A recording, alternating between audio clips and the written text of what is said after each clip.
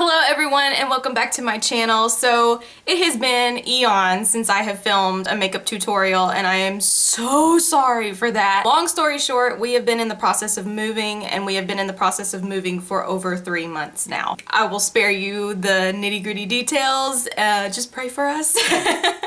We are trying to make this happen. So we are in between houses right now. So I have a little makeshift studio here with a new background. I hope you enjoy that. I wanted to do a fall tutorial for my first tutorial back after all of this mess. And it was a request from one of my beautiful clients and good friend, Alina. She wanted a burgundy fall tutorial. So I took that and I made a very dramatic kind of look with a wing. Just thought that I would go all out. So I hope you guys enjoy. Let's go ahead and jump right into the tutorial and I love you all. Mwah! Okay, so I'm starting out with my MAC paint pot in Painterly, and I'm going to use this to prime my eyes. I love this paint pot because it's thick enough to cover veins and any redness on your lid. And I'm using a little flat brush for that, and then I pat it in with my fingers because it gets a little thick and tacky if you're not careful. And then the new Lorac, I don't know if I'm saying that right, but the Mega Pro 2 palette. And I'm starting with the shade Porcelain, and I'm putting that all over my lid up to my brow bone where I put that paint pot. Because I like to mattify that primer. And then I'm going in with Melon and I'm using a small blending brush. This is a Sigma brush, I believe. And I wanted to add that melon into the crease and kind of lift it up above the crease a little bit because I wanted a bit of warmth in the eye, especially with, a little bit of a burgundy shade that I'm doing. I just thought that it would be flattering with the shade.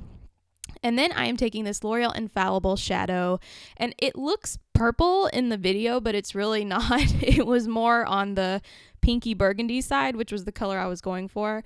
And I'm just using my finger to pack that on. And this isn't, the most pigmented shade since it is a drugstore shade, but it's actually very good for drugstore eyeshadow. So I just take my finger and pack it on in layers. And then I'm going in with Makeup Geek's Bitten, and I'm using a little flat eyeshadow brush, and I am putting that over the top of that L'Oreal shadow because I wasn't exactly pleased with the way that shadow color came out. So I wanted it more on the burgundy side and not so pinky toned.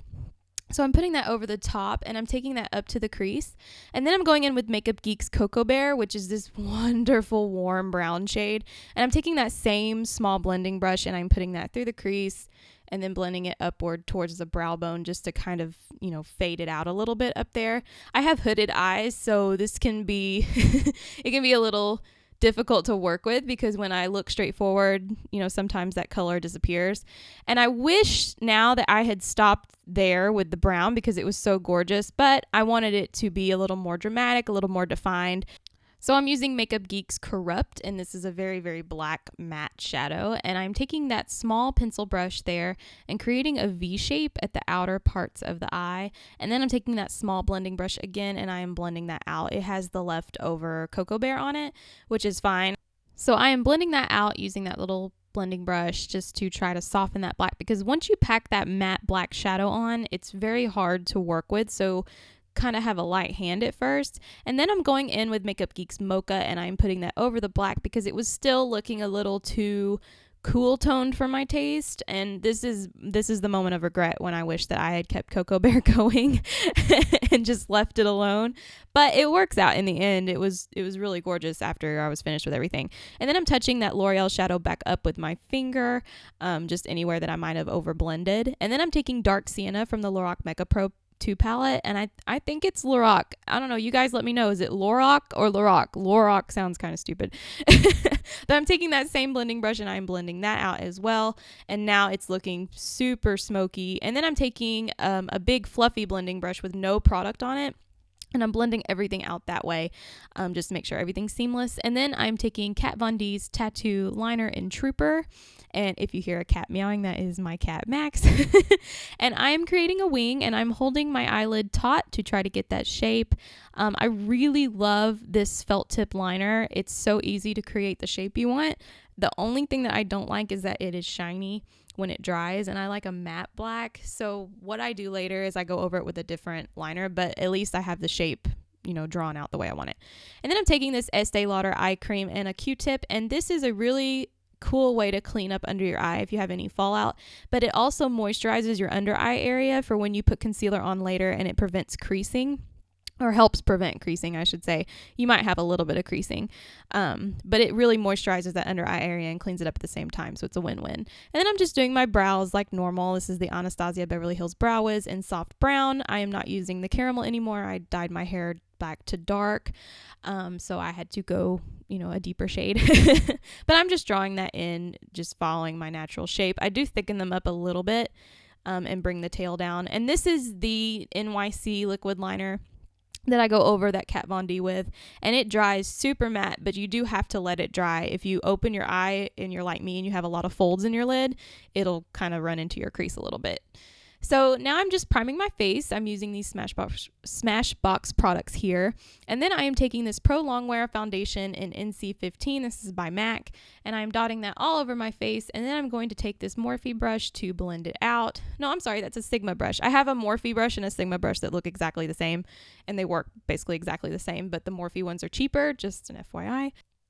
So I'm just blending that out all over my face, just like you would do with any normal liquid foundation. And then I'm taking this Pro Longwear Concealer in NC15. This is also by MAC. This is my ride or die concealer. I love it. And I'm taking a little concealer brush and I'm painting that underneath my eyes, on my chin, on the bridge of my nose, on my forehead, and on my Cupid's bow, anywhere that I want to highlight the face. And right now, I am so pale, I haven't self-tanned, so it's really hard to highlight anything. But I tried. And then I'm just taking an old run-of-the-mill triangle sponge, and I am blending that in on the face. But I'm starting with the chin and the nose and the forehead first, because this is the Kat Von D Shade and Light palette. This is my new baby. I love this. This is the most amazing contour palette ever, and you need it in your life. And I'm taking that banana shade and the little kind of melon shade, and I put that under the eye. But what I do is I blend it out first and then immediately put that powder under there, because that will prevent creasing the best if you powder it as soon as you have blended out that liquid concealer. So that is the best way that I know to stop creasing and make it last all day. And it really does work, guys, because I have a lot of folds under my eyes and I'm really pleased with that. So then I put that all over my face, anywhere that I want to highlight or set any sort of concealer. And then my tried and true MAC Studio Fix powder in C2. It's nice and dirty. And then I'm taking this big fluffy brush and I'm putting that all over the face, anywhere that I did not put that banana powder. And this also helps to blend out that banana shade as well. I keep calling it banana powder, but that's a different brand.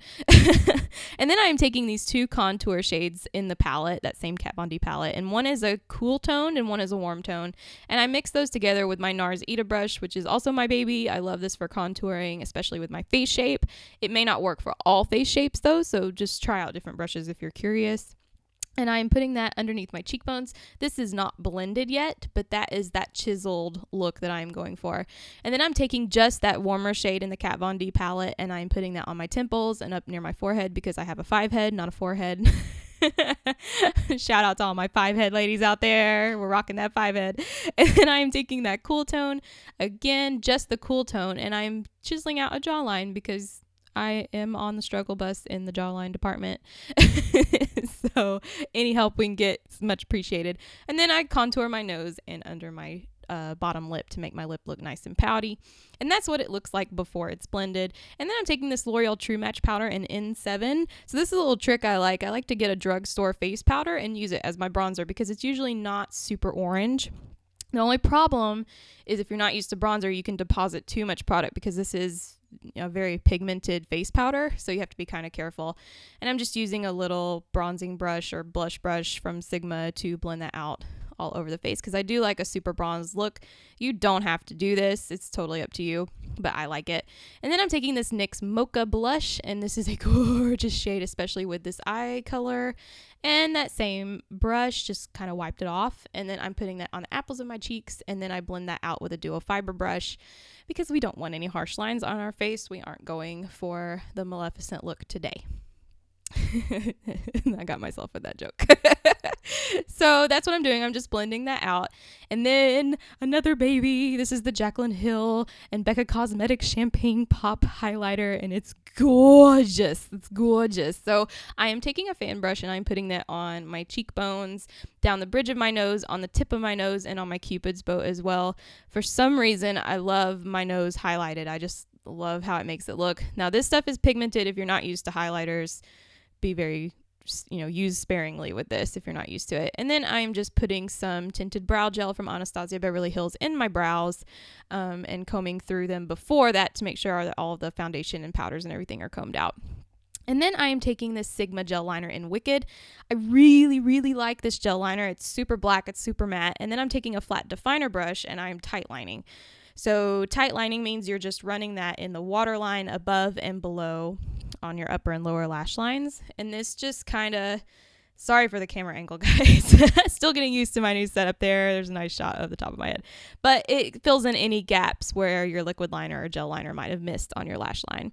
And then I'm taking a pencil brush and I am smoking out that black shadow on the bottom. And then I take Bitten, again, that was the Corrupt shadow before, and this is Bitten now, both Makeup Geek. And I am taking that pencil brush and smoking out the bottom lash line. Super heavy. You don't have to go this heavy, but I was feeling myself today, so that's what we did. And then I use the Too Faced mascara, which is the Better Than Sex mascara, and it's really great. And then I took Porcelain from the Lorac Mega Pro 2 and highlighted my brow bone and my inner corners. And then this is Jordana lip liner in Tawny. This is a drugstore lip liner. It's like $1.99 at Walgreens. It's a major steal if you need a lip liner. And then I am taking Milani Matte Love. This is a gorgeous burgundy shade, so we went all out with the burgundy today, and put that all over my lips and used the setting spray, and then we are done. So I hope you guys enjoyed this fall tutorial. I hope you have a lovely day, and I will chat with you soon. Bye.